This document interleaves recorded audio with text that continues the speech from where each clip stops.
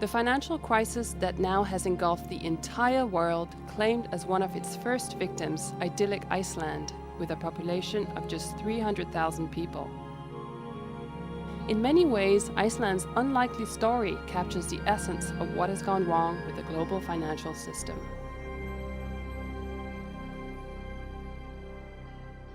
Funded by cheap foreign money, Iceland's banks expanded dramatically, quickly eclipsing more traditional industries, such as fishing and tourism. When the credit crunch started biting, the highly leveraged banks were hit hard.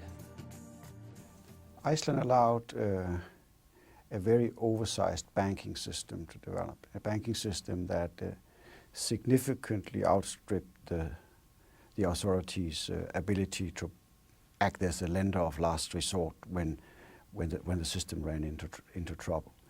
Only a few years ago, they had a banking system that was for normal size. They privatized 3 banks, and these 3 banks went rapidly from having assets of slightly more than 100% of GDP to close to 1,000% of GDP. When confidence started weakening, Iceland was one of the first victims because markets started realizing that this was a banking system that was far too big relative to the size of the economy. As confidence weakened, it quickly spilled over into trouble for the Icelandic krona, and within a week the 3 banks collapsed and the foreign exchange market essentially collapsed. So what will be the effects of this banking crisis? Essentially that Iceland have gone overnight from being one of the lowest indebted countries in Europe to be among the highest indebted countries in Europe. Initially, Iceland sought to deal with the crisis on its own, but it soon turned to the IMF for help, and a rescue package totaling $2.1 billion was announced. What made Iceland turn to the IMF? This banking crisis in Iceland is of historic proportions. So I think it was pretty natural to turn to the IMF and the world community for advice and to borrow some money. Since the IMF program was announced, stability is slowly returning, but the situation is still very volatile. So what is Iceland's government hoping to achieve working with the IMF? Iceland is still a highly leveraged economy. Much of the debt is denominated in foreign exchange or indexed to inflation. That means as the krona depreciates, debt servicing becomes so much more expensive. There's a big risk that if we don't stop the decline of the krona, a wave of defaults in the corporate and household sectors, and that the key objective in the short run is to stabilize the krona. I do think it was the right thing by the Icelandic central bank to raise interest rates. Basically, you have a currency that lost a lot of confidence, and you need to bolster confidence.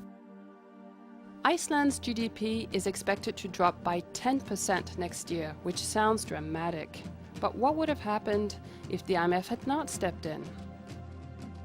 The alternative would have been, I am convinced, significant strain on households that have their mortgages fixed in foreign exchange, on the corporate sector that has loans fixed in foreign exchange, a lot of defaults, much higher increase in unemployment, a reduction in GDP much higher than minus 10%. If you would not have had the help from the IMF, it would have been tougher. Sweden experienced a similar banking crisis in the 1990s, and the country's handling of that crisis is now being held up as a model for others to follow. How does the IMF's policy advice match up with the Swedish experience?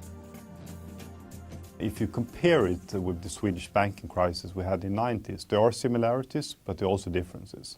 One similarity is, of course, that it's a banking crisis.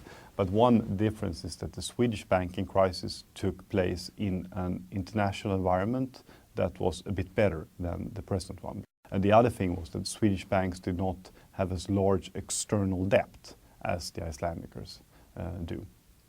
The other thing was that Swedish banks were a more domestic problem, but here it's a large, they have sort of given out a lot of loans outside Iceland, and that creates other problems.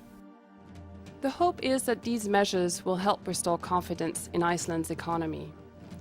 But the fallout from the crisis is likely to reverberate for years, and it is already prompting Iceland to rethink its place in the world. The next coming years will be tough for the whole of Iceland, for the people living there and for the government, and I do not envy them because it's tough. But if they take the right decisions now, they have a great future. There's no doubt that Iceland is going to face a couple of years of hardship. This is a dramatic shock. I mean, an unprecedented shock.